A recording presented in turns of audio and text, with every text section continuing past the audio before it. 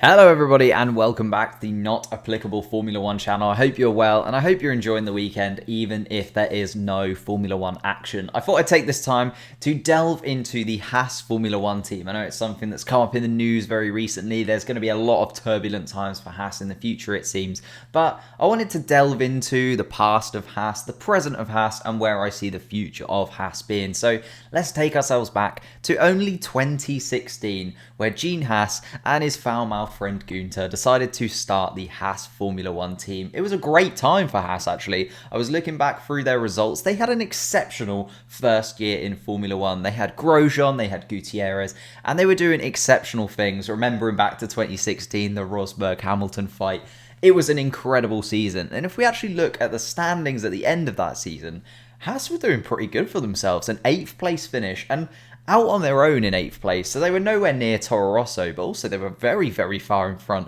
of Renault, and they sort of made this gap for themselves as not quite a midfield team, but nowhere near a backmarker. It was really strange. HAAS just sort of defined themselves as a Formula 1 team in 2016, and people were really excited to have HAAS on the grid, and this sort of Americanism, hopefully America was going to burst onto the scene in Formula 1. It was a really exciting time for HAAS to jump into it. And they sort of kept that momentum going. If we skip forward to 2018, they were doing some incredible stuff. And that 2018 season was amazing for HAAS. If we look at HAAS in 2018, they were the 5th best team on the grid. 93 points just behind Renault, in front of people like McLaren, Force India, Sauber, Toro Rosso, these teams that had been established and well known in Formula 1 for ages. And HAAS was sort of coming out here and being that new contender. They were talking about possibly, fighting the teams above them, getting towards the constructor standings and maybe pushing into that top 3 or 4 places. It was an amazing time to be part of HAAS. Then there was the Rich Energy debacle. So we moved on from this wonderful looking red, white, black car and Rich Energy came in. Rich Energy being the conglomerate that nobody really wants to be established with. Rich Energy came in, this black and gold car. You can see there Romain Grosjean and Kevin Magnussen. And Guenther not looking overly pleased, I don't think, with the Rich Energy deal. But they had positivity on the horizon. They saw that possibly HAAS, this could be the next step forward. More investment, more money in the team, and they could maybe step up from that 5th place. Could they hit a 4th place? Could they hit a 3rd place and dislodge one of the likes of Mercedes, Ferrari or Red Bull? It was a really exciting time and it all came crashing down. Let's be honest. Rich Energy, that car was absolutely appalling. It was nowhere near good enough. And in 2019, they were very much a backmarker team, apart from that Williams car that is renowned for being absolutely appalling. It was a really strange time to be part of HAAS, I think. There was a lot of money issues. Obviously, the Rich Energy deal fell through eventually. Possibly this could be where it's going in the future. I'll talk about that in a moment, but I'm just really sorry for HAAS at this point. I think Gene had done an incredible job. Guenther had, got a really nice balance of drivers together. Grosjean and Magnussen, I really liked that pairing, to be honest with you.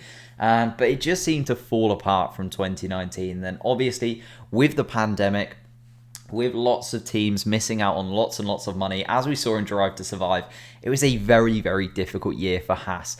And of course, Guenther, who was always on the phone, seemingly to anybody who could possibly give them any money. And that's really where we saw this downfall of HAAS and where I think the start of the end for HAAS really was. I don't think HAAS are going to be the same from this year onward. And I think we saw that when they decided to bring in 2 rookie drivers, Michael Schumacher and Nikita Mazepin. And this is where people have started to talk about this fall of HAAS because, let's be honest, I think both of these drivers are only in here because of the money that they can bring in. Mick Schumacher, everyone is pointing at him at the minute and saying, is Mick Schumacher literally just a name? Would he have gone to any other team? I know he was sort of floating around Alfa Romeo. Would he have actually taken that seat at Alfa Romeo? I don't think so. I don't think they'd have taken Kimi Räikkönen out of the team yet, and I don't think Giovinazzi would have lost his seat either. I think Mick Schumacher was maybe using that as a bargaining chip almost to get in at HAAS, and I think HAAS realised we can take on Mick Schumacher as a big name, as a Formula One great's son and market that to the absolute extreme. And then obviously Nikita Mazepin comes in as well. And we all know Nikita Mazepin's past, and unfortunately he's been able to bully his way into a Formula One seat, in my opinion, and just with the financial backing. I know that we have other drivers, paid drivers on the grid, Lance Stroll, Latifi, but I don't know, oil-rich billionaires just seem a little bit different. They have a different vibe to them than other billionaires who had bought themselves into the sport. So I think this is where we really saw a turning point for HAAS, where they had to really start to rely on that financial backing. Maybe due to their poor standing in 2019, maybe due to the pandemic. But I think this is where Gene Haas lost his love for the Formula One team. I know it's still his name on the side of the car there, but I think this was the start of the end for Gene.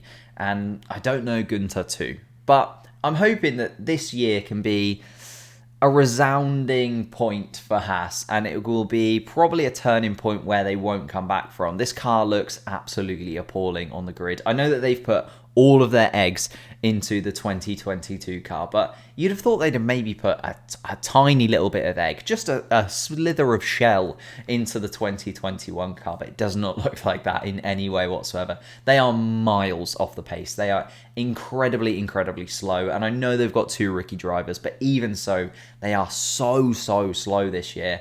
And I can't see that getting any better for them as the season goes on. What I can see is another billionaire owner of a new Formula One team. I think Haas is going to be bought out. I think the Mazepin family, in a similar way to the Strolls beforehand that we've seen.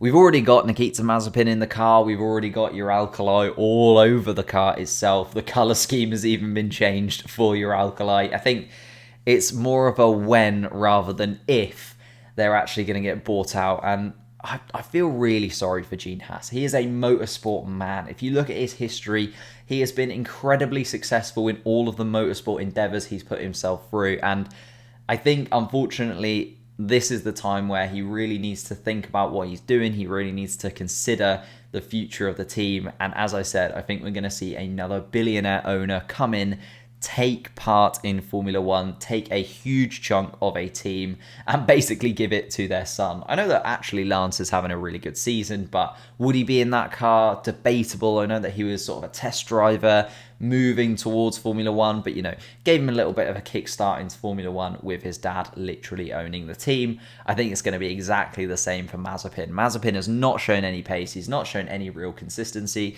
I don't think he's shown that he's ready for Formula One, but he's got that step up because he can bring the money and he can bring the financial backing of his dad, who I think will own the team by the time the 2022 season comes around. And I think that's where the real problem is, and where the real problem lies, is not the team falling apart, not the financial aspect of it, but the fact that Gene Haas has been so endeavoured, so monotonous, and so ready for the 2022 season. He's put absolutely everything into the 2022 season, but I don't think he's going to be able to hold on to the team long enough to actually get to that 2022 season. And I think there it is, the Uralkali Haas is just going to become the Uralkali Formula One team, or whatever they decide to call it, Mazepin.org Formula One team. I think it's going to be really difficult for them moving forward.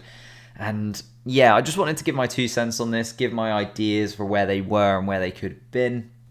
I feel really sorry for Haas. As I said, 2018, 5th place in the driver's standings. Like, that was their time to push on and really find their push, find their endeavour, find just that little extra thing that maybe could have consolidated them as a Formula One team for the financial future of the team.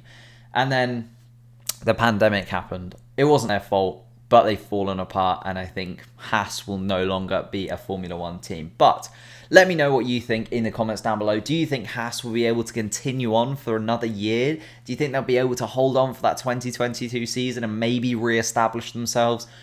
I know they're going to be a backmarker team for this year. Also, let me know what you think. Mick Schumacher and Nikita Mazepin, do they actually deserve a Formula One drive? Because for me, at the moment, I've got a lot of question marks around them. And as it says in the thumbnail, I think Mick Schumacher's there for his name and Mazepin is there for his money and nothing more than that. Thank you so much for watching. I will see you next time.